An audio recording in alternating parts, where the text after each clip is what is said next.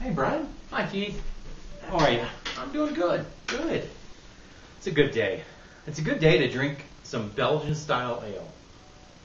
Three Philosophers. Three Philosophers from Ommegang. But first, I'm Keith, And I'm Brian. and these are empty glasses, and this is Denverwineguys.com. So I got to You gotta do the cha-ching. Oh, cha-ching. There you go. Should I show that before you open that up? Sure. So do you like Belgian-style ales? I do. I'm real curious to see if that cork actually has a born date on it. You know, a lot of the Belgian beers actually have that. Well, it looks like a youngster, so I'm assuming 2 years old. Yeah? That's what I'm going to guess. Just by looking. Well, I know we're supposed to keep this on, but I think with this beer, this is You're going to it's a little stiff there. pop. There we Goes go. Ommegang. So here we are, little craft beer, Belgian style beer time. It's fun doing reviews of beer. I like it. Yeah, I'm gonna pour you a decent glass here. I appreciate that. All right. And notice I'm pouring this really slow. There's two. You are. Talking about philosophy here, three philosophers. There's philosophy There's- on how to pour beer. No, I'm serious. On a craft beer like this. No, why are you laughing? Because there's only two philosophers here. and we're both dads, and I'm sure our kids would say, "Boy, That's some bad thinking. Some people like to think that you should pour the beer gently so that the yeast sediments aren't flowing into your glass. Now, some people, which I personally kind of disagree with, they prefer that you actually roll the bottle and get it all stirred up so that you So you have that the mixture. unfilteredness part in there." So And in some places in I Europe, agree with that. that you like it with mixed in. Exactly. I do. Oh, see, I like it the way we just did it, where it's separated. And in some places in Europe, they actually will do both, where they give you your glass poured the way I do it, and then the yeast shot that's on the bottom, what's left here, they'll put in a shot glass and serve you two glasses. So one's got the yeast and one. I've had it served like that before. I enjoyed that in too. the States or in Europe? In the States. Really? Yeah. Hmm. Don't ask me where, but it did happen. Oh, interesting. You can smell the cherry. So yes, this is from Ommegang, Three Philosophers, Belgian style blend. It's called. This is, and I call it Kriek. Kriek. I'm not sure. It's one of those things. What do you say? I say Kriek. You say Kriek. I say Kriek. It depends on which day. Today I'm saying Kriek, and so, but people say it differently. And that, do you know what does that stand? What does Kriek mean or Kriek? Fill me in, Keith. To me, it just means it has a cherry flavor to it. Actually, I think that is. Wrong? No. I think it's the German, though I know this is Belgium. Right. But I think it's the German word. You correct me, maybe they speak the same language there. I don't know. I don't know. But I Never think it's been. the word for cherry. Is it? Yeah. Okay. Yeah.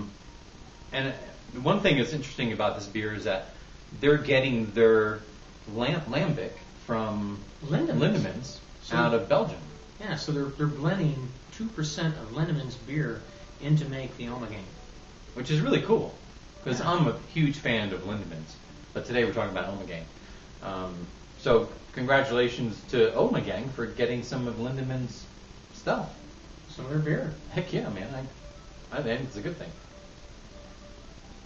So on the nose, I don't know, I get a little bit of that cherry Wow. thing. Not much, but I get a little bit. This is something else. Really? Yeah. I mean, come on. Do you not taste? I haven't tasted it yet. Oh. But go ahead. Go for it. Oh, I'm tasting not only the cherry, but there's a bit of caramel. There's a bit of coffee. Wow. You get that?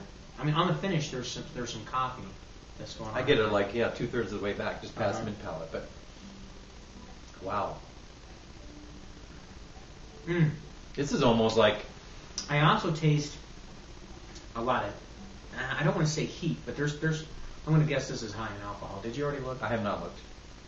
I'm going to take a guess here. This has got to be, I bet 10%. I'll say 9.5. Did you read this? No, I swear to God. It's 9.8. I should get on. I should get on the That Price makes is me Right. closer. Right. That makes me closer. 9.8. Oh, so you get to get on stage with Bob Barker. Oh, I'm sorry. He's not on the Price is Right anymore, is he? I'd rather be on Keith Miller. There you go. Raise a glass to that. So, Definitely. wow. Definitely a sip of beer. I love again, and I mentioned it in our shows. I love the texture, the viscosity there. It's not. It's almost a dessert beer to me. I mean, it's getting to that Wow. point where that cherry flavor. It's not over. I like it. It's really good. That cherry flavor isn't overdone. It's well balanced. Finishes well.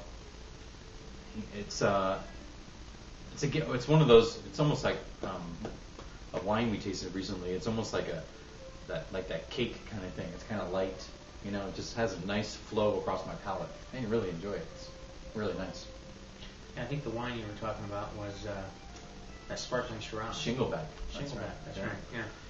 Yeah. But interesting. I think it tastes like it's an after dinner beer, but it's.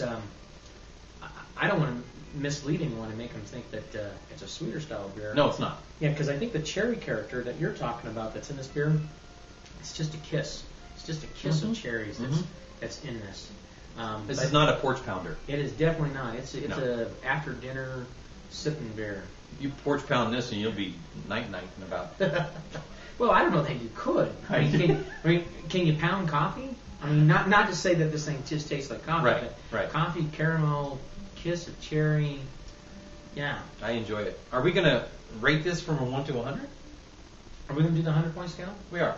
Okay. With beer, I've never really done with beer before, but we can go for it. Yeah. Who's giving the first point rating? The rating here. I'll let me size it up here. I'm Okay. gonna give this. 92 points. I almost have to belch. He's gonna be polite and spare you the moment of. It's another show.